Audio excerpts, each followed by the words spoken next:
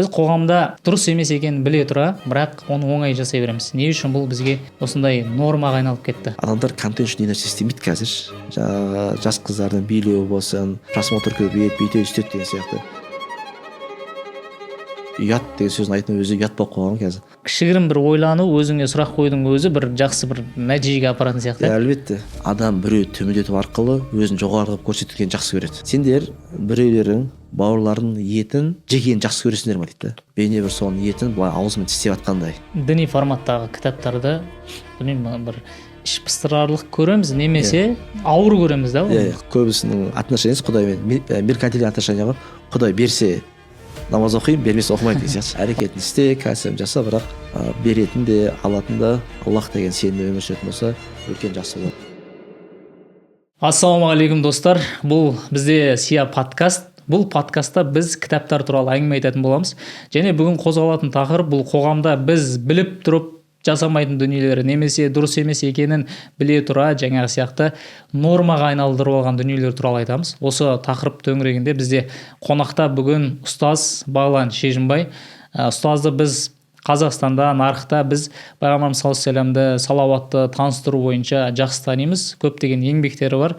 Ұстаз, қош келдіңіз. Жақсы, қош келдік. Ассалаумағалейкум. Уағалейкум ассалам. Бүгін оятатын әңгімелер туралы айтамыз. Не үшін оятатын дедім, оны біз подкаст барысында түсінетін боламыз. Және ұстаз, сізге бастап кетсек, подкастты бірінші сұрақ. Біз қоғамда дұрыс емес екенін біле тұра, бірақ оны оңай жасай береміз. Не үшін бұл бізге осындай нормаға айналып кетті? Жақсы, альхамдулиллахи роббил аламин, уассалату вассалам аля расулина Мухаммад ва аля алихи ва асхабихи ажмаин. Ассаламу алейкум рахматуллахи ва баракату. Құрметті көпшілік қауым, Бақытжан аға, алғаш подкаст құтты болсын.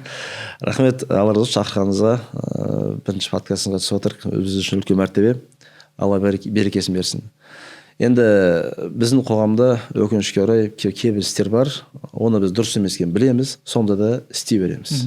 Мысалы үшін көп тараған нәрсе қазір қоғамда арнайы атау да бар, буллинг деп жатамыз ғой. Буллинг. Иә. Жалпы қоғамда немесе өзімде балаша мектепте оқиды. Мектепте қабырғасында жүрген балалардың өзі бір-біріне ауыр сөздер айтып, біреу масқаралап, төмендету деген сияқты көп қалыптасқан. Үйге сен жеке сөйлесең бәрі біледі дұрыс емес екенін. Бірақ өкінішке орай осының бәрі істейді. Тіпті әлеуметтік желіде де бір адам шығатын болса, оны жерге таптау үрдісі біздің елде өкінішке орай кең етек алып келеді. Ол нәрсе негізі дұрыс емес. Біз білеміз, бірақ ол нәрсені істей береміз. Енді біздің ғалымдарымыз, дін ғалымдары зерттейді, неге адамдар бір істің қате екенін біле тұра оны істей береді. Немесе буллинг деген сөз біздің шариғатымызда оны ғайбат деп жатамыз. Адамды айыптау, немесе оның кемшіліктерін бетіне басу деген сияқты. Енді неге істейміз дейтін болса, бірнеше себептен айтады ғалымдарымыз. Ең бірінші себебі біздің осындай істеу арқылы кейбір кезде адам біреу төмендету арқылы өзін жоғары қылып көрсетілгенін жақсы көреді. Сен қай кезде біреу төмендеткен болсаң, всегда өзіңді бейне бәрден жоғары сияқты қылып сондай бір көрініс береді. Сол үшін адам осыған құмар болады. Екінші нәрсе, ғалымдар айтпақшы, адамдардың көз алдында өзін жаңағындай солардың көңілін өзіне қарату үшін. Мысалы ортада болады, внимание, ортада болады бір нені объект табылады, елдің бәрі соны төмендетеді. Сол қаншалықты ана балаға жаңағы төмендеткен сайын өзін жоғары көрсету сияқты нәрсе орын алады. Сол достарын күлдіртемін, сол мәз қыламын деген сияқты оймен адамдар бір-біріне осы ауыр сөздер айтып жатады. Сол себепті біздің қоғамда кейбір қателіктердің белең алып кетуіне бірінші кезекте өзіміз кінәліміз деп ойлаймын да. Өйткені біз өзіміз соған белгілі деңгейде қолпаштау арқылы, соған бірге күлу арқылы, соған жағындай бір ілтипат танытқан сияқты көрінгеннен кейін, осы қоғамда кейбір істерді қате екенін білсек те, осылайша көп белең алып кетеді. Яғни біздің қоғамда адамдар жақсылыққа шақыру, жамандықтан тыю сияқты процестер азайып барады. Сосын екінші нәрсе бар, егер бір адам шығып бір жақсылық шақыратын болса, немесе ана әлгі істі дұрыс емес айтатын болса, бірден ұятмен деген бір не шыққан ғой, сөз шыққан ғой, бірден адамдарды ойбай мынаны айтып жүрген қара деген сияқты ұят деген сөздің айтының өзі ұят болып қойған қазір. Адамдардан тыю сияқты амалдар жаман болып қалған. Сол себеп қаншалықты сен қайшы әрекет істейтін болсаң, соншалықты сенің бір дұрыс нәрсе істеп жатқан сияқты қалыптасып қалған бір үрдіс етек алуда. Осы жаңа жасап жатқан адамдар бар ғой, осыны осознанно жасауы мүмкін, неосознанно жасауы мүмкін, бірақ именно осы адам өзінің дұрыс емес екенін білсе де білмесе де бұған ояну үшін иә бір обязательно бұл кісінің өмірінде бір соққы болу керек па или бір ескерту жеткілікті ма? Жаңа ескерту айтылады дедіңіз, бірақ оның өзі ескерілмейді дедіңіз. Бұл қалай болады сонда? Ең бірінші адам сезіну үшін пайғамбардың хадисіне назар алған жақсы сияқты деп ойлаймын. Алла солай айтады: сендердің ешқайсысына иман келтірген болып есептелмейсіңдер, толық иман келтірген болып, егер өздерінің жақсы көрген нәрсені басқа біреуге жақсы көрмейінше деген. Немесе түсінікті үшін сен өзіңді сол адамның орнына қойып көру. Егер сен қазір көпшіліктің алдында тұрсаң, соны сенің елің бәрі балағаттаса, немесе сені төмендеткен болса, абыройын нұқсан кетірген болса, саған өзіңе сол күй жақсы ма, жаман ба? Адам ең бірінші кезде өзін сол орынға қойып көретін болса, сол кезде жағында көптеген адамдарға айыптаудан сақтанатын болады. Біз бастаған мысалы келтіретін болсақ, ғалымдар айтады, ғайбат деген не нәрсеңізді? Ғайбат біреуді кемшіліктен бетіне басу деген сөз, егер бойында болса деп. Енді ғайбаттан арылу үшін не нәрсе істейміз дегенде, қалай емдеулі жол деген айтады ғалымдарымыз. Ең бірінші сен кепілдік бересің ба дейді, сенің бойында сол кемшілік жоқ екеніне дейді. Сенің бойында кепілдік жоқ қой, сенің бойында сонда кемшілік бар екеніне. Жарайды, оған өтетін болсақ, енді ғайбат күнә ма дейтін болса, сен күнә деп айтасың. Енді не үшін сен онда ешкімді ғайбаттамай неге таза жүрмеске? Өйткені ғайбат сенің біреу тиісіп жатсың, ауырайын тиісіп жатсың, ғайбаттап жатсың, яғни сенің күнәлі істеп жатсың. Егер сенде тап-таза болатын болсаң, осы адамды ғайбаттап неге өзіңді күнәлі іске тап қылдырасың, неге өзің абыройын төмен қыласың деп, адам всегда өзін біреу орнына қоятын болса, онда сол істеп жатқан күнәлі істен арылуы әбден мүмкін. Сол себепті адамның бір өзін істеп жатқан ісі норма деп қалыптасқан болса, онда бір кейде шектеліп қоғамнан өз-өзіне есеп берген жақсырақ та. Сол кезде мүмкін сол әрекеттері сол істеп жатқан күнәлі істен немесе қатерінен тосылуына себепкер болуы мүмкін. Яғни жаңағы адамның орнына өзін қойып көру ғой негізі. Иә, өзін қойып көру всегда. Немесе былай айтсақ болады шығар, тағы түсінікті үшін адам өзінің бір жалпы біреуге тиісу, балағаттау, мазақ ету деген сияқты біз не қандай мағынауи зат қой. Оны бізде жалпы ғылымда аксиденция деп жатады. Мағынасы андай көзбен көріп, қолға ұстауға келмейтін дүниелер ғой. Иә. Енді қалай сезіну керек дейтін болсақ, бізде жалпы Құран кәрімнің бір қарастыратын ғалымда айтқан 7 тақырыбы болса, негізі талқылайтын. Соның бір тақырыбы мысалдар деген тақырып бар да. Мысалдар ол адамның көзіне көрінбейтін, сезілмейтін нәрсені материальный зат сияқты ұсынады. Соны сезініп көру үшін, қандай екенін білу үшін. Мысалы, жаңа біз айтқан ғайбатқа келетін болсақ, адамдар жалпы ғайбат деген біздің көрімізде бір үйреншікті дүние болып кетті. Елдің бәрі көп ғайбаттай береді, оны ғайбат деген сезінбейді. Кейбір ұстаздар айтпақшы, ғайбат болмаса ғайбаттай беретін уақыттамыз қазір, өкінішке орай. Енді сен ғайбаттың жаман екенін қайтып білесің дейтін болсақ, былай елестетсе болады дейді Құран кәрімде. Сендер біреулерің бауырларының етін өлідей, яғни жегенін жақсы көресіңдер ме дейді. Сол кезде сен елестетсең, бір бауырыңның артынан сөз сөйлеп жатқан кезде бейне бір соның етін былай аузымен тістеп жатқандай, сандай желкенішті екенін сезініп көресің. Егер сенде осы ғайбаттап жатқан процесс осындай болатын болса, онда сен бірден ол істен тыйыласың. Өйткені біз жаңа айтқанымыздай, бұл нәрсе мағынауи дүние болған соң адам көз алдына елестету қиын. Сол себепті қай кезде біз елестететін болсақ, онда көптеген күнәлі істен арылуға бізге мүмкіндік туады деген ойдамыз. Мынандай сөз бар еді, тіпті имам Шафидің сөзі бар еді, маған жиі ұнайтын. Егер дейді менің істеген күнәларым иіс шығатын болса дейді, иіс шығатын болса, менің қасымда ешкім тұра алмайтын еді деп. Мысалы күнә істеп жүріп, күнәнің иіс шықпай, визуально жоқ. Немесе сезіне алу бар ғой, 5 сезім мүшесімен, құлақпен, көзбен, ауызбен сезіп көретін болса, онда адам тыйылатын еді. Сол себепті всегда адамға осындай мағынауи заттарды Құран кәрімде көбінесе мысалдар арқылы сезіндіреді да, бұл сияқты нәрсенің қаншалықты қате екенін сезініп көрші дегенде. Құранда мысалдар бар барлығы туралы, иә? Бәрі түрлі мысалдар бар. Мысалға, ғайбат туралы теманы бүйтіп ашсақ, мен TikTokқа кіремін да, бір кісінің мысалға хиджаб шешкенін көремін да, оны қасымдағы досыма, танысыма айтуым мүмкін, мына кісі хиджабын шешіп жүріпті ғой деген сияқты. Бұл уже ғайбаттың темасына кіре ма сонда? Ғайбат деген нәрсе бауырының, кез келген бауырының несін қатерімен еске алу, айыбын айту. Бұл ғайбат. Пайғамбарымыз осылай айтқан болатын. Бауырыңды қатерімен еске алу бізде ғайбат болды. Егер ол бауырың бойында ол қатер болған болса да, бізде көп қалыптасқан ғой, мысалы ғайбат болып кетпесін бірақ деп бары қарай бастайтын. әңгімені жалғастырып кетесің. Адамдар ғайбат жайлы біз оңды солды ойланбай істей береміз ғой. Өкінішке қарай бұл жаман тенденция ғой бізде қалыптасқан. Тура сол сияқты әлеуметтік желідегі комментария болсын, басқасы болсын, оның бәрі соған кіреді ғой негізінде. Мысалдар туралы айтыңыз да, бұл мысалдар, егер мысалдар болатын болса, бұл шынымен адамға жақсы жағынан өзгеруіне бір әсер етеді. Әлбетте әсер етеді ғой. Осы мысалдар туралы сіз тағы бір кітабыңыз шығып жатыр қазір, Маса деген. Маса деген кітабыңыз шығып жатыр. Осы жерде Құрандағы мысалдар туралы айтыласыз. Құрандағы мысалдар айтылған. Және бұл атауы өте бір қызық. Не үшін Маса деп аталды? Неге именно Маса деп таңдадыңыздар? Өйткені жаңағы осы ояту мақсатында 1911 жылы Ахмет Байтұрсынұлының Маса деген кітабы шыққан. Бұл қалың ұйқыда жатқан адамдарды бір шағып ояту мақсатында, жаңағы келе жатқан қауіптен естеу үшін, ояту үшін. Сол сияқты осы кітаптың жалғасы сияқты ма, бұл қалай деген ма? Жақсы, алла разы болсын. Алла сәтін салса, құрметті көрермендер, алдағы уақытта біз Маса деген кітабымыз шығады деген үлкен үмітіміз бар. Жалпы атауға келетін болсақ, Маса не үшін Маса? Бұл Құран аятына сүйенген нәрсе. Алла тағала қасиетті Құранның Бақара сүресінің 26 аятында инна аллаха ла ястахи ан ядриб масалан бағудатан деген аят бар. Алла тағала масаны да мысалын келтіруге алмайды деп. Одан жоғарысында, одан төменгісінде. Енді неге бұл аят түсті деген болса, біздің тәпсірші ғалымдар айтады. Қасиетті Құранда кейбір жерде бізде шыбынның мысалы бар, кейбір жерде өрмекшінің мысалы бар. Сонда мысалдар кетеді Алла тағала. Мысалы үшін Аллахтан өзгеге табынатын мысалдары өрмекшінің ұясын өзіне пана етіп алған адамдар сияқты дейтін мысалдар бар. Өйткені білесіз, өрмекшінің ұясы ең әлсіз, түкке тұрғысыз. Тура сол сияқты Аллахтан өзге табылған пұттар, басқаларда түкке тұрғысыз, әлсіз, әлгі өрмекшінің ұясы сияқты мысалдар бар.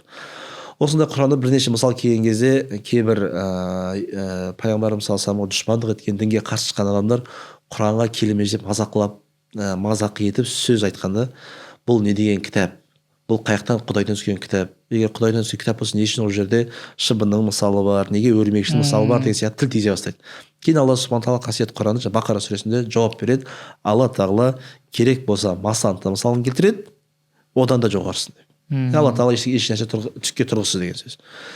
Енді осы аятты оқыған соң бізде ой келді. Біздің де жұмыс істейтін кітабымыз Құран мысалдар болғаннан кейін айттық, егер Раббымыз Алла тағала өзінің қасиетті кітабында масаны мысалын келтіруге ұялмаса, онда неге біз кітабымыздың атын Маса деп қоюға ұялуымыз керек деп. Машалла. Алла тағала өзі ұялып тұрған жоқ, айтып тұр ашық аятта. Ол Бақара 26 аятта. Сосын жаңа айтпақшы, осы мысалмен жұмыс істеп бастаған кезде біз Ахмет Байтұрсынов бірнеше еңбегімен тап болдық. Енді жалпы мектепте оқығанбыз, кейін осы нәрсемен қолға алып жұмыс істегеннен кейін Ахмет Байтұрсыновтың жаңа мысалдарын оқыдық. Масасы бар, сосын 40 мысал бар. Білесіз бе, бәке, бір қызығы бар да, ғажайып нәрседе. Бұл сәйкестік бе, әлде Ахмет Байтұрсынов бәрін біліп істеген, мен білмеймін, бірақ бір қызық бар. Қалай айтатын болса, қасиетті Құранда жалпы 40 мысал бар. Кәдімгі ғалымдар санаған 40 бар. Құранда, Құранда. Жалпы есептегенде кейбір ғалымдар 43 деп айтқандар бар да, бірақ үшеуіне қатысты талас бар, бірақ нақты бір ауыздан кескен 40 мысал. Ахмет Байтұрсыновта 40 мысалдан кітабы бар. Мен айтқан жоқпын андай осындай дәл солай деп, бірақ Ахмет Байтұрсынов дінді білетін адам ғой. Сәйкестік емес шығар деп ойлаймын да. Ол кісінде 40 мысал. Әлбетте ол кісінің 40 мысал аударма, бірақ Ахмет Байтұрсынов түгел аударма емес, оны білетін шығар, тіл мамандары. Өйткені Ахмет Байтұрсынов әрбір мысал соңында жеке өз ой қосқанды. Соңғы 2 шумақ көбінесе кімнің? Ахмет Байтұрсынов өз ойы. Енді бізде 40 мысал, Ахмет Байтұрсыновта 40 мысал. Сол Ахмет Байтұрсынов атамыздың жаңағы Маса деген шығармасы бар. Маса шығармасында да сол кісінің негізгі ойы сондай. Маса деп ол кісі өзін теңейді. Сосын ұйықтап жатқан қазақты қойшыға теңейді. Ал келе жатқан бір қиыншылықты, жалпы әр заманда өзі қиыншылық болады, соны келе жатқан жыланға теңейді. Сұр жыланға. Енді кім айтып жатыр, Ахмет Байтұрсынов, мен Маса сияқты келіп қазақты келіп шағам. Жылан келе жатыр деп ескертіп жатыр негізі. Бірақ дейді тұрмайды дейді. Адамдар жек көреді Масаны. Мазаны алып жатыр, ұйқы бермейді деп жатыр ғой. Өйткені андай нәрсе ғой, өзіңіз де білесіз, адамның даму процесі өте қиын ғой жалпы. Мейлі осы қай жағын алып қарасақ та, мейлі жаңағындай өзіңіз де спортқа жақын адамсыз, жаңа спорт жағынан денсаулық көтеруде адамға бір қиын да.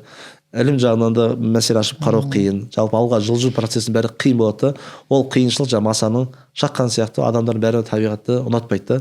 Сол себепті біздің сүйенгеніміз ең бірінші Құран аяты. Алла тағала өзі кітабында масаның мысалын кетуге ұялмаса біз неге ұялуымыз керек. Екінші мәселе Ахмет Байтұрсыновтың әлгі маса деген шығармасы сол уақытта қазақты ояту үшін фокус қойылған болса, біздің де осы кітабымыз белгілі деңгейде осы қоғамда болып жатқан кейбір халықтың арасында тарап жүрген мәселелерді бір септігін тигізіп бір оятады деген үлкен үмітіміз бар. Бірінші кезекте өзімізді сол кітапқа жүгіну арқылы сосын халқымызға бір аз да болса пайдасы тиеді себеп болу дейсіз ғой. Себеп болады деген үлкен үмітіміз бар. Осы кітабыңызда келтірген мысалдар ғой, Құраннан келтірген мысалдардың ішінде бір актуалды қазір қоғамда болып жатқан қандай мәселеге мысалы себеп болуы мүмкін, соны айтып өтсеңіз. Мысалға жаңа өрмекші мысалын айттыңыз ғой. Өрмекші мысалы тор салады дедіңіз, бірақ ол тор әлсіз, жел соқса бұзылып қалады деген сияқты. Осыны қазір қоғамда болып жатқан мысалды келтірсеңіз, қарапайым мысалмен да. Жақсы. Алла тағала айтады жаңа Құранда Анкабут, яғни өрмекші деген сүре бар Құранда. Сол өрмекші деген сүре былай деп айтады: Аллах тағаланың өзгелерге табынатын мысалдары олардың өрмекшінің ұясын өздеріне пана еткен адамдар сияқты деп айтады. Және сөзсіз жер бетіндегі ең әлсіз ұя өрмекшінің ұясы дейді Құран аяты бар. Енді жалпы адамдар үйді не үшін салады? Мысалы біз қазір студияда отырмыз, қыстың күні, студия жылы, бәрі реттелген, паналап жақсы жүреміз. Және осы үйіміз болған соң өзімізге ыңғайлап жақсы жылы жерде жүреміз, қорғанамыз. Неден? Жаздың күні ыстықтан, қыстың күні суықтан деген сияқты. Жалпы біз үшін ыңғайлы. Ал енді өрмекшінің ұясы өте әлсіз ғой, бүйтіп қолын тиіп кетсе болды, күл талқан болады. Ал енді адамдар не үшін жаратушыға құлшылық істейді? Алла тағала құлшылық істейміз. Не үшін? Егер басымызда қиыншылық қалып, Аллаға жалбарынып сұраймыз. Қуаныш келсе Алла тағала біз мақтау айтамыз. Ертеңгі күні осы істеген амалдарымыздың бәрін қияметте көреміз деген үлкен үмітіміз бар ғой. Ал енді Аллахтан өзге табынатындар болса, оларда түк пайда жоқ. Қалайша өрмекшінің ұясы бізді суықтан қорғамаған сияқты, тура сол сияқты Аллахтан басқа табынатындардың ешқандай пайдасы болмайды. Мейлі қандай наным сенімдер болсын, қате ұғымдар болсын, ертең бәрі түкке тұрғысыз болады. Сол себепті Алла тағала осы нәрсені түсіну үшін мысал келтіреді. Жаңағы Меккедегі адамдар пұтқа табынатын болған. Істеп қояды, пұтқа табынады. Сол пұттар негізі өздері қолдан істеп алады. Мүсінге, былай айтқанда. Мүсінге табынады. Тура сол сияқты ондай мүсіндер әрбір заманда да әрбір қоғамда шыға береді ғой. Жалпы аттары, концепциясы өзгергенмен, бірақ ұғымы бір болып қала береді ғой. Әртүрлі заманның өзінің пұттары жалған идеология шыға береді ғой. Сол себепті адамдар Аллахтан басқасы табынатын болса, осындай күйде болады. Әркімге ауытқып кете береді. Осы паналайды дедіңіз ғой, мысалы кейбір, білмеймін, мысалы Құдайға сенсе де, бірақ кейбір әрекеттер бір басқа нәрседен көмек сұрап жатқан сияқты болуы мүмкін да, әлсіз нәрселерден. Жаңа сіз пұтты мысалын келтірдіңіз. Ал енді қазір қоғамда не нәрселер көп деп ойлайсыз? Мысалы қарапайым тілмен айтқанда ше, мысалға мен қазір ойыма келіп тұрған нәрсе, білмеймін, бір там анау көзі бар моншақ па еді, сол болуы мүмкін. Мысалы қорғайды деген бір сенім болуы мүмкін, немесе бір қызыл жіп болуы мүмкін, машинасына байлап қоятын деген сияқты нәрсе ғой. Бұлар қалай болады деген ма? Енді біріншіде ойлаймын, көбісі ол қоғамда да болды ғой, кейбір кездері жаңағындай осындай қызыл жіпті сату сияқты әрекеттер орын алып білесіз өзіңіз. Сол адамдардың емешісі несімен, сезіммен ойнайтын сияқты да. Эмоциясымен. Және адамдарға жаңағы үміт сыйлау, тез байып кетесің, тез проблема арыласың деген сияқты. Адам осы тез алданады да. Қазір білесіз, қазір кезде де көп деген жаңағы алаяқтардың әрекеттері сол адамдарға оңай үміт сыйлау ғой.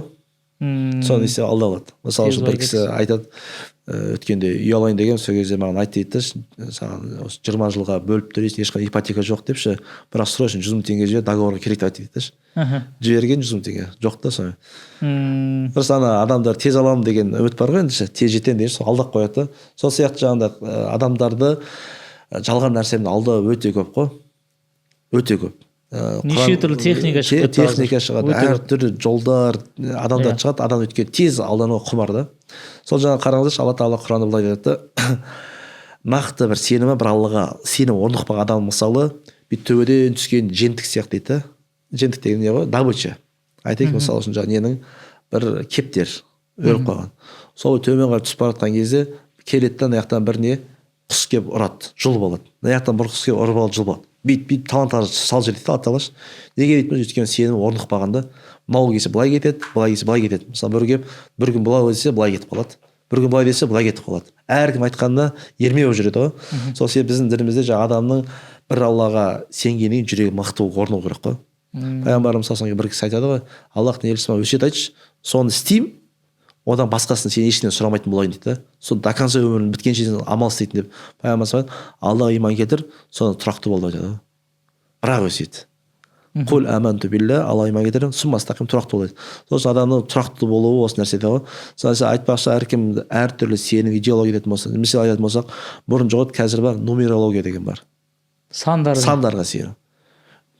Сандарға сену ол случайно түсіп қалу дейтін нәрсе сені осындай деп анықтайды деп келтіреді. Мысалы кейбіреулер бар, тіпті сенің саның сәйкес келмейді, екеуің ерлі зайыпты болуға болмайсыңдар деп әңгіме. Не әңгіме ол мысалы үшін? Немесе көп қазақ үйде тұрады, өзіміздің де кейбір ағайынды үйде тұрады, жаңағы не қойып қояды, тасбақа қойып қояды, не бақа қойып қояды. Олар алға сенеді, бірақ енді жаңағы не фэн-шуй дей ма бірдеңелер бар, сол бойынша ақша келеді деген сенім бар да. Ертеңгі күні тағы басқа шығады. Баяғы кездерде неге іліп қоятын еді ғой. Бір кісілердің суреттерін іліп қоятын еді. Сол бізге береке әкеледі деген сияқты. Сөйтіп айтпай қойым, егер адамның жүрегі бір аллаға орнық бағым болса, әртүрлі ойлар, әртүрлі пікірлерден жан-жаққа алып кете береді ғой. Өйткені бұрында жоқ болған нәрсе қазір шығып жатыр ғой.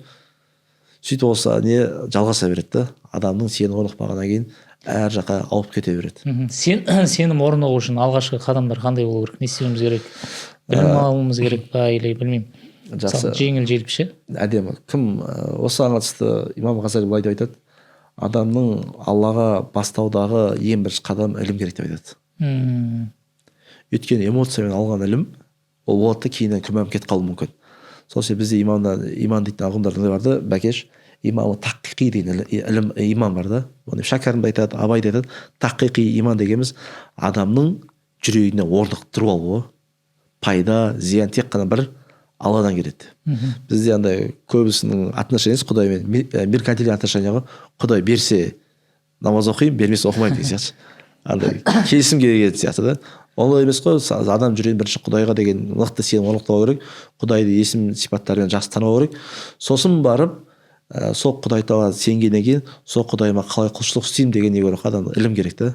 Сол себепті ең бірінші қадам сөзсіз ілім болу керек. Және білесіз, көп деген Құран мысалдар неге құрылған? Осы не таухид мәселесінде, Алла тағалаға құлшылық істеу мәселесінде, сенім мәселесінде. Өйткені сенім дейтін нәрсе айтқым жаңағындай абстрактты нәрсе ғой, былай қолмен ұстап біле алмайтын нәрсе ғой. Соны сен сезіну үшін Алла тағала көп жағдайда мағынауи затты материальный затпен ұстатады саған. Бір Алла құлшылық істеудің осындай мысалы депші. Өйткені адамдардың көбі соны көрмеген соң иман кетіру қиындау. Күшті. Тағы бір мысал бар, иә, Құранда тағы бір мысал бар. Оны өзіңіз айтып өтсеңіз. Жаңағы біз қазіргі уақытта білім жоқ емес, білім өте көп та қазір. Курс форматында болсын, білім тағы да кітап форматы болсын, әртүрлі білімдер бар. Ол білімді алып жүргендер де көп. Немесе кітаптан кітап, курстан курс алуымыз мүмкін. Соны біле тұра іске асырмайтын, амалға асырмайтынымыз бар да. Осы бойынша да мысал бар, Құранда. Құранда мысал бар, әдемі. Бір Құранда бірнеше мысал бар. Енді рұқсат берсең екеуді аталсақ, хотя бы ең аз дегенде. Біріншісі мынау баяғыда заманда бір үлкен кісі болған, ғалым кісі болған ғой. Бірақ ол алған іліміне қайшамал істейді. Біледі, бірақ іліміне қайшамал істейді.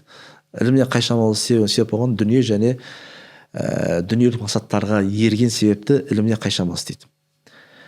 Бұл кісі әлі тарих кітаптан айтады, сол кісінің Алла субхана тағала ілімін алып қояды. Және Алла тағала білесіз, осы ілімі бола тұра іліміне қайшамал істеген себеп оларды итке теңейді. Алла тағала қасиетті Құранда ин тахмил алейхи ялхас ва ин татруху ялхас деп айтады. Оған ілім берсең де ит сияқты тілің салындап тұрады, су бермесең де тілің салындап тұрады деп айтады. Бұл не үшін дейтін болса, жалпы мен қарап көрдім осы иттің болмысын жай неге Алла тағала итке теңеді деп. Анатомиялық тұрғыда ма? Физиологиялық болмыс қандай деп. Сөйтсем кезең жаратылысын бізбен сізде адам болғаннан бізде денеміздегі нені ыстықтықты бір қалыпта келтіріп тұратын жасушалар бар екен да. Сол арқылы бізге кіреді, денеміз бір қалыпта тұрады. Ал енді иттің болса ондай Құдай тағала бермеген екен жасушалар. Олар салқындату үшін тілін ашуға мұқтаж екен. Сол кезде ауа арқылы дене салқындап тұрады екен да. Енді Алла тағала айтып отырған нәрсе, иттің су ішсе де, су ішпесе де кейпі бірдей деген сөз ғой. Тура сол сияқты кейбір адамдарға ілім алса да, ілім алмаса да күй бірдей деген сөз. Состояние бірдей. Өзгеріс жоқ. Немесе бұл аятқа қатысты тағы түсінікті берді ғалымдарымыз. Бұл пайғамбарымыз саллаллаху алейхи уассалам шынайы пайғамбар екенін біле тұра соған иман келтірмеген кісілер жайлы. Біледі толыққанды пайғамбарымыз саллаллаху алейхи екенін, ілім бар, ол жаңағы проблема емес, бірақ не істемейді, иман келтірмейді. Сол сияқты біздің қоғамда да бұл енді иман келтіруге қатысты жағдай болатын болса, бірақ екінші қырынан да бар да, көп адамдар жаңағы оқиды, әдеп жайлы оқу мүмкін, тағы басқа жайлы оқу мүмкін, қате нәрсе жайлы оқу мүмкін, бірақ оны өмірде қолданбайды. Біздің ол ілім деген нәрсе, шынайы ілім деген нәрсе, ғалымдар айтады, ол ілім амалға баратын деп. Егер өйткені ілімнің жай өзіне пайда жоқ, егер амалға апармаса. Иә. Сол үшін ілім всегда адамды амалға апару керек қой. Өзіңіз де білесіз, біздің қоғамда жаңа айтқаныңыздай, көптеген адамдар миллиондаған курс оқып салған, бірден оқып салған, бірақ ешқайсысы оның өмірінде көрінбейді. Ең жақсы ілім ол всегда сенің өмірінде көрініс тапқан нәрсе. Мысалға мен өзімнің үлкен проблемамды айтайын. Телефон қарау. Телефон көп қарау зиян екенін білем. Иә. Болмайды екенін білем. Жатар алдында тем более телефон қарау болмайды екенін білем. Жаңа сияқты, бірақ қарай бересің да. Оны біліп жатып, сосын біліп жатып оны қарай бересің. Қалай арылуға болады бұл нәрселерден деген болса, біліп тұрып амал жасамайтын нәрсені. Енді бұған қатысты әртүрлі рабочий схема бар, әртүрлі. Кейбір отбасыларында мен білетін, олар үйге кіргеннен бастап телефон өшіріп тастайды, авиарежим қойып қояды, қолданбайды. Телефон тек сыртта ғана қолданатын нәрсе. Мен өзіме келетін болса, мен телефон жататын бөлмеге алып бармаймын да. Мен неге қойып қоямын сырт жаққа. Телефон зарядкада қоймаймын. Түнде ше, мен таңертең қоямын. Тұрған соң. Не үшін дейді болса, жаңа сіз айтқан проблема бізде бәрімізде бар ғой. Телефонды шұқылап жатасың. Ал менде таңертең тұратын не бар да. Таңертең мысалы біз 6-та сабақ бастаймыз таңертең. Нұрбараттың қасында тұрамыз, сол жақта бастаймыз, сабақ жүргіземіз. Ал мен түнімен телефон шұқылайтын болсам, 3-те ұйықтайсың мысалы үшін. Ары қарай таң намазы кетеді, таңғы шәкірттердің сабағы кетеді. Ал мен қанша шәкірт күтіп отырады. Сол себепті әркім өзіне байланысты сондай қолдану керек деп ойлаймын, методикалар. Басында мәжбүрлеу керек болып тұр ғой. Мәжбүрлеу керек болып тұр ғой, қалыптасу керек қой адамда. Қинау керек қой. Қинау керек, иә. Сосын өзімде жатар кезде жаңағы кремді бала шағалар болатын болса, бәрінен жаңағы гаджет қолданып қалмаса алып, тыйып, сосын ерте жатуға тырысамын да. Бұл өзім қалаған нәрсем. Сол себепті бәке бұл нәрседе әркім өзімен жұмыс істеуге тырысу керек шығар. Егер сен телефон шұқылатын болсаң, не ұтасың, және не жоғалтасың. Егер телефон шұқылайтын болсаң, таңертең сенің таң намазың қаза болып кетті. Ал мұсылман үшін таң намазы қаза болу үлкен қиындық қой негізі. Үлкен нәрсе айырылады ғой. Ойланып кішігірім өзіңе бір сұрақ қою керек дейсіз ғой. Неден айырыламын деген нәрсе. Жалпы адам кез келген нәрсе приоритет дейтін нәрсе бар ғой. Қайсысы керек, қайсысы керек емес екен. Өзіңе анық болған соң қоясың ғой. Кішігірім бір ойлану, өзіңе сұрақ қойдың өзі бір жақсы бір нәтижеге апаратын сияқты. Әлбетте. Бәке бізде мына нәрсе бар да, шариғатымызда мұхасаба деген өз-өзін есеп беру дегенші. Есеп беру нәрсе бар. Тіпті Абай атамызда қара сөз бір айтады. Есті адамдардың қатарынан болған кезде өзіне күніне бір есеп бер деп. Немесе аптасына бір, немесе айына, немесе жылына бір деген сөз бар да. Ол шариғатта бар нәрсе, мұхасаба. Омардың да сондай сөзі бар. Хасиб анфусан қоблан тухасаба деген. Омар ибн Хаттабтың ертең қиямет есепке берілмей тұр, өздерің есеп беріңдер дегенші. Өздеріңе сұрақ қойыңдар. Өздеріңе сұрақ қойыңдар сияқты. Сол сияқты жалпы біз телефон шұқыларық не жоғалтамыз? Телефон шұқыламасақ неге қол жеткіземіз деген нәрсеші. Сол өз адам есеп беретін болса, есті адам болатын болса, өз телефонмен мәмілесі бірден түзеледі деп айтамыз да. Әшейін 1 минут уақытыңдарында да кешке өзіңе бір сұрақ қойып көр, не нәрсе жоғалтасың, не нәрсе пайда табасың деген сияқты. Осы сіздің кітабыңызды оқу барысында, маса кітабын оқыған кезде адам өзіне бір нақты қандай сұрағына жауап табады осы кітаптың ішінен? Адам, мен бірінші рет ойлаймын, адам өзімен ойлануға көңіл бөледі депші. Жаңа айтылған нәрсе. Әлбетте. Өйткені Алла тағала өз Құранда айтады, "Тилкал амсал надрибу линнас". Біз осылай мысалы адамдарға келтіреміз деп Алла тағала. Бұл мысалдар тек қана ақыл иелері ғана ой жүгіртеді дейді Алла тағала. Сондай сақалар болған екен да, осы аятты оқыған кезде неге біздің мысалды мен түсінбей жатырмын, өз-өзін сөккен да. Өйткені Алла тағала айтып, бұл мысалдар тек қана ақыл иелері ғана ой жүгіртеді депші. Сол үшін андай бұл маса жалпы адамдарға ой тастауға біз істеп жатқан ісіміз қандай? Бұл істеп жатқан ісіміз соншалық тұрарлық па деп. Мысалы енді қазір кезде білесіздер, біздің түсіп жатқан ісіміз контент қой енді. Адамдар контент үшін не нәрсе істемейді қазір. Жас қыздардың билеу болсын, пранк істеу үшін просмотр көбейеді, бүйтеді, сөйтеді деген сияқты. Тіпті кейбір адамдар прямой эфирде де бұл дүниеде қоштасып жатыр ғой негізі. Мақсаттардың бәрі контент қой, білесіз, қатты не болып отыр ғой жаңағы. Ең құнды бюджет қазір назар аудару болып тұр ғой. Соның назар аудару үшін, адам назарын аудару үшін барлық дүние жасалып жатыр. Жүгінеді, иә. Енді айтып жатырмық қой, енді дұрыс қой, заманның талабы, біз де осы нәрсені істеп жатырмыз. Бірақ айтпай қоямыз, қаншалық бәрі дұрыс депші. Алла тағала соны Құранда мысал келтіреді да, жалпы осы оятуға айтқым келіп жатқан ғой. Алла тағала мысал келтіреді дейді. Аспаннан жаңбыр жауады дейді. Жаңбыр суын бәрін көтеріп алып келеді дейді. Соның бетінен көбік шығады дейді. Көбік шығады дейді. Сосын дейді, адамдарға пайда беретін нәрсе қалады да, ал көбік болса жоқ болып кетеді деп Алла тағала мысал айтады.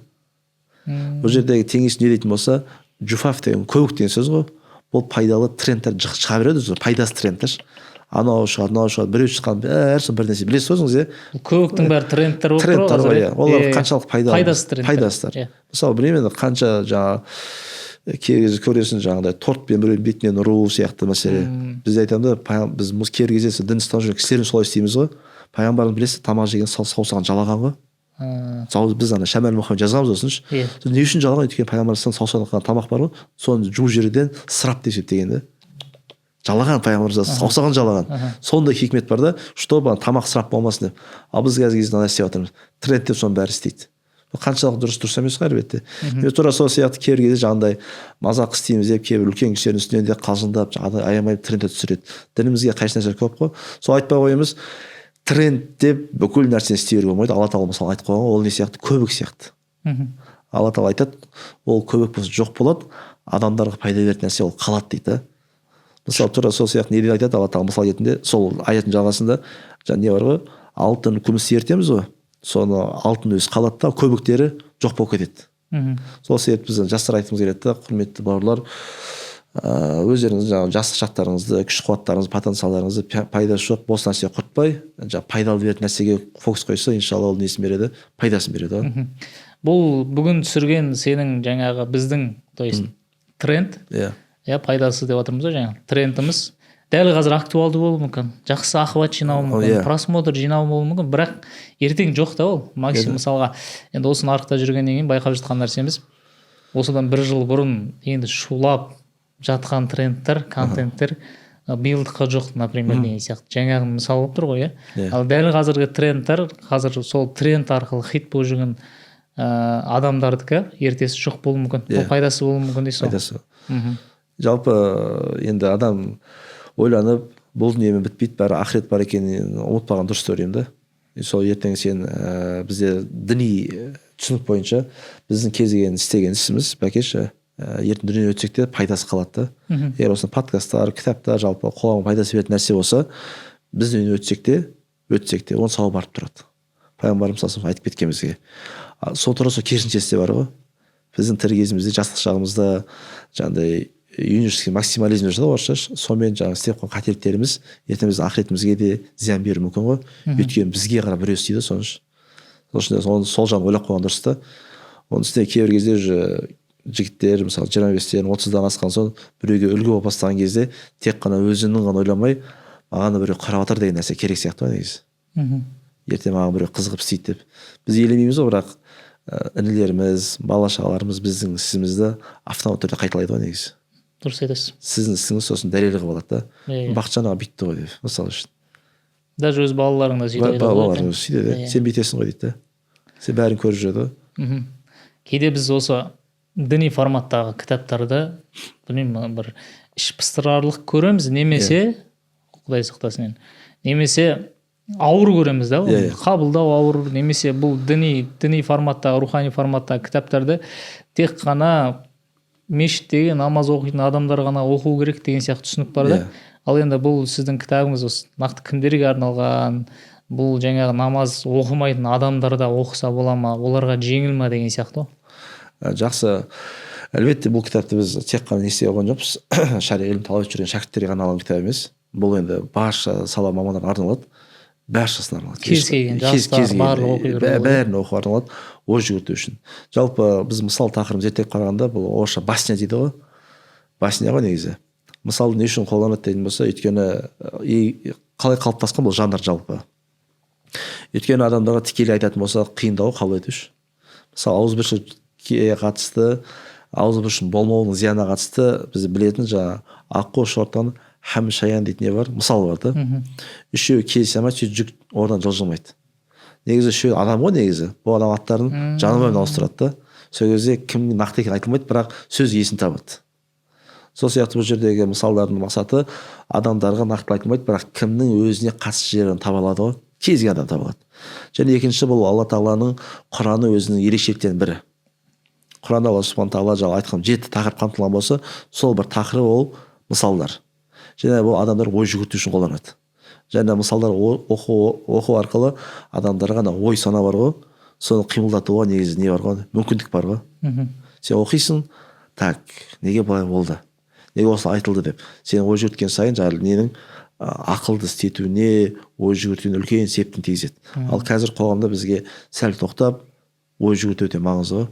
Ой жүгіртіп өзіңе сұрақ қою маңызды. Өйткені білесіз, қазіргі кезде біз жаңа үздіксіз контенттер, үздіксіз мәселелер, үздіксіз лентаны скорлинг ету деген сияқты нәрселер тоқтатпай, ойланып тоқтатып тастаған бізді. Сол себепті жаңа кейбір кезде адамға ой жүгірту үшін өте маңызды. Мен айтар едім, тіпті егер алла сәтін салып осы кітап шығатын болса, күнделікті бір ғана мысал оқыпшы. Соны қорыту. Қанша мысал бар кітапта? 40 мысал бар. 40 мысал. 40 мысал бар. Мысал үшін сол әр мысалды ақып оқыңыздар да соны ой қорытыңыз.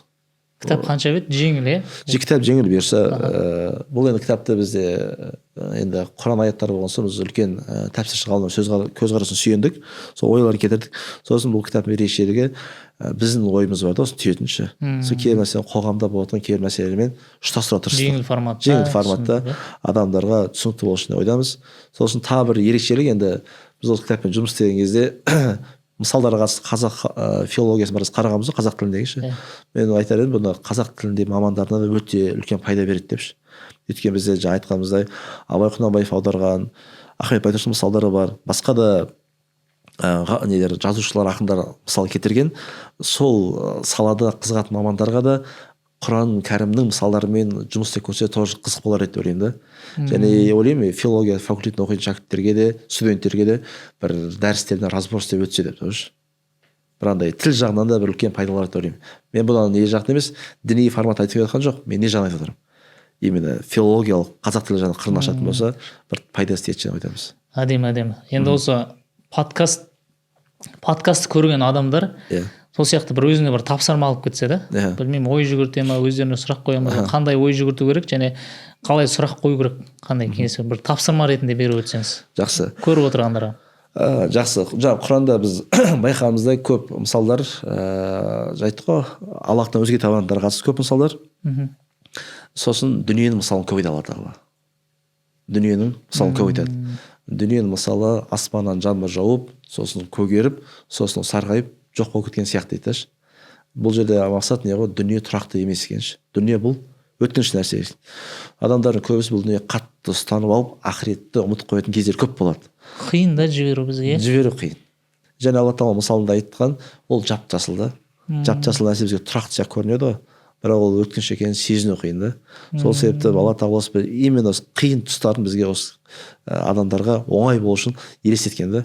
Міне қараш, пендем, сенің тырысы ұмтылып жүрген дүниең бір сезонды жаздың күні болатын жасыл ағаш сияқты, ол бітеді, сосын қыс келеді, күз келеді. Өмір сондай процесс орын алады деп. Сол себепті бұған соншалықты тырысу қажет жоқ деп. Бізде білесің, қазір қоғамда адамдардың дүниелік мақсаттары орындалмай қалса, депрессияға түсіп, стресске түсу деген нәрсе бар, білесіздер, өте тіпті кейбір адамдар өздеріне қол жұмсау сияқты әрекеттер бар. Жаңағыдай мансабынан айырылып қалса, немесе кәсіп жүрмей қалса деген сияқты адамдар қатты қиналады. Сол үшін Құдай тағала табыстау деген нәрсе бар ғой. Жүректегі нәрсені әрекетін істе, кәсібін жаса, бірақ беретін де, алатын да Аллах деген сеніммен өмір сүретін болса, үлкен жақсы болады. Жеңілірек болады. Жеңілірек болады. Жүрек соған байланысты. Бұл қандай емес, біздің кейбір кісілер былай қабылдайды. Сендер отырып айта бересіңдер деп. Біз айтып жатқан жоқпыз, құрметті бауырлар. Жұмыс істеме, әртүрлі технология арқылы пайдаланып, өнім сат, бәрін сат. Бірақ кейбір кезде қанша нәрсе сенде өтпей қалатын кездер болады ғой. Айтпай қалған кезде болады, дұрыс па? Сенің қолыңнан байланысты емес неде бар? Шаруалар. Соны Құдайға тапсырып үйрену керек қой. Жүректі Аллаға тапсыру дейді. Сол кезде көп нәрсе жеңіл болады деп ойлаймын, иншалла. Жақсы, әдемі. Сол нәрселерді де бізге жеңіл қабылдау үшін, түсінікті болу үшін Құранда сол мысалдармен келтірген сияқты. Сол үшін жаңағындай тағы да бір 42-ші бүкіл нәрсе дүние үшін құрып тастамай ақыретке де бірдеңе істеп қалу керек қой. Мен білемін да қазір кезде енді трендті мұсылмандар бай болу керек, мұсылмандар даму керек деген нәрсе әлбетте даму керек, бірақ дейтін мұсылмандарды дамытатын негізгі процесс ол ақыретті ойлау ғой. Мысалы үшін егер сен негізгі дамытатын нәрсе ақыретті ойлау ғой. Соны ойлаймын да енді жалпы біздерге айтады ғой, молдалар өлім жайлы айта береді депші. Соны айтамын да енді қызық деймін да, енді бір затқа екі түрлі көзқарас бар да. Стив Джобстың несі бар, атақты спич бар ғой, сөйлегенші Стэнфорд университетінің алдында шәкірттерге. Соны айтады ғой, мен сен бір нәрсе айтайын депші, егер сен күнде терезенің алдына айнаның алдына қарап тұрып, Стив сен бір күні өлесің дейтін болса, сен күнде бір күні ақиқат айтқан боласың депші. Типа бәріміз өлеміз деген сөз ғой енді. Сол өлім ең үлкен мотивация деп айтады да ол кісі ше. Стив Джобс, иә. Бізде діни ғалымдардың сөз өтпесе Стив Джобс. Жоқ. Сол айтады да, бізге айтады да, сендер өлімді айтып қорқыта бересіңдер дейді молдаларға ше. Бірақ сол Стив Джобс айтатын болса, керемет жаңағы спич болды, керемет перформанс болды деп айтады да дейді. Соны айтпай қоймын, өлім негізі біз мұсылмандар не ғой, өте үлкен мотивация ғой. Сен қазір күндердің бір күн по-любому өлесің, анық баршамыздың ше. Бірақ Құдай тағала саған возможность берсе, күш берген болса, ақырет үшін істеп қалу керексің ғой депші. Ана бір ғалымдар айтады да, адам қаншалықты өзін дамыта алған сайын ақыретке азығы соншалық көп болады деп айтады. Дамытқан сайын дейсіз бе? Иә. Мысалы қарасаңыз, сізде қазір кітап жазу мүмкіндігі бар. Мысалы үшін деген ғой, сіз кітап жазсаңыз, сіз дүниеге қайтсаңыз, кітабың сауабы бара ма? Барады. Егер сіз мүмкіндік болса контент түсіріп кетсеңіз, сіз өлсеңіз артың сауабы бара ма? Мысалы барады. Тура сол сияқты жаңағы қайырымдылық байланысады. Басқа қандай көптеген мүмкіндік бар. Сен өз-өзіңді дамыта алатын болсаң, мейлі интеллект жағынан немесе финанс жағынан, басқа жағынан дамытатын болсаң, сол қоғамға бір дамуына үлес қоссаң, сен өлсең де артынан сауабы бара береді. Барады, иә. Сол үшін біздегі мұсылмандардың үлкен мотивациясы не ғой? Кез келген кезде сен өлімге қалуы мүмкін, сол өлмей тұрып өзіңе азық дайындап қал деген. Мысалы жаңағы кітап жазуды айтып қалдыңыз, одан кейін мысалы мына жерде контент түсіріліп жатыр, иә? Сол жерде ол да сен ертең артыңнан сауап болып барып тұру үшін бұл жерде міндетті түрде андай бір ниет дұрыс болу керек па? Міндетті түрде ше. Мысалы мен кітап жазып жатырмын, ол жерде былай болуы мүмкін да, мен кітапты қазір көп сатамын, 10 мың дана сатамын. Ол жерде нормально ақша тауып қаламын деген сияқты ғой. Сол жағын бір айтып өтсеңіз. Бізде андай нәрсе бар. Бір істі кейбір кезде негіз арқылы дұрыс мақсатта қолданатын болса, харам болмайтын болса, сол сауап аласыз. Ода ешқандай күмән жоқ. Мысалы пайғамбардың хадисі бар. Егер еркек адам сауапты үміт етпей-ақ қойсын, просто таңертең шығып, бала-шаға нәпақасы тамам шықты, ол сауапқа кенеледі үшін. Ниет міндетті түрде андай болмау керек дейсіз ғой. Иә. Мысалы пайғамбарымыз саллаллаху алейхи келіп сахаба айтады, Аллахтың елшісі, байлар бізден озып кетті дейді сауап жағынан. Біз сияқты намаз оқиды, біз сияқты ораза ұстайды, бірақ артықшылығы бар не деген кезде ол садақа береді, біз бере алмаймыз деді. Сол пайғамбарымыз сендерге Алла мүмкіндік берді ғой дейді. Аллаху акбар садақа, субханалла садақа, ла иляха илля садақа деді. Тіпті сендер әйелдеріңе жақындасаң садақа қыласыңдар деді. Сөз сахаба түсінбей қалады дейді. Шок болады кәдімгідей ше. Сол айтады, Аллахтың елшісі сөзді әйелімізді жақындаймыз, енді былай айтқанда шахуатымызды қандырамыз, соны сауап аламыз дегенде, егер оны харамға барсаңдар дейді, зина істесеңдер күнә ма дейді. Иә деп айтады. Онда ол қарама қарсы сауап қой дейді. Сол сияқты сізде мүмкіндік бар ғой, осындай контент шығару бар.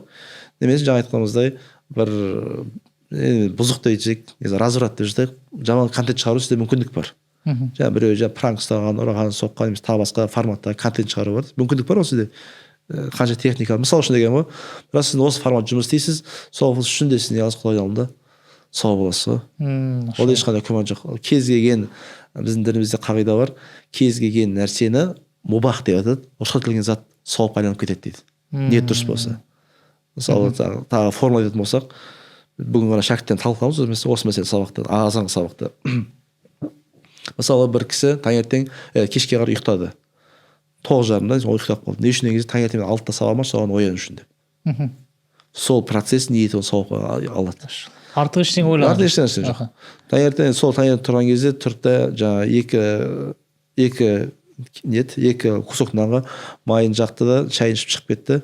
Сол екі нан арқылы қазір сабақта қарны ашып ойын бұзылмасын деп етіп шықты ма, соған сауап болады. Енді тамақ жеу былай сауап емес қой, бірақ ниет дұрыс болған себеп бәрі сауапқа айналып кетеді. Әдемі.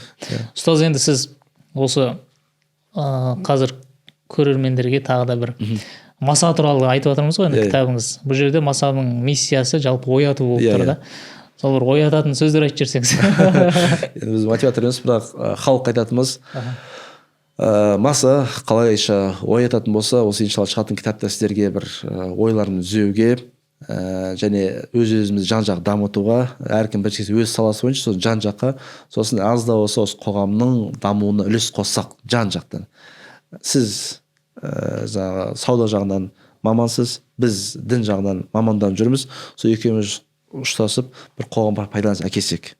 Неме тура сол сияқты әркім өз саласы бойынша әйтеуір жан-жақ дамытып, және осы мысалдар бізді оятып, әйтеуір бір қоғамның гүлденуіне әсер етсек деген ойымыз бар. Мына нәрселерде кез бәке ойлаймын да, біз қазір ұстаз болып жүрік қой.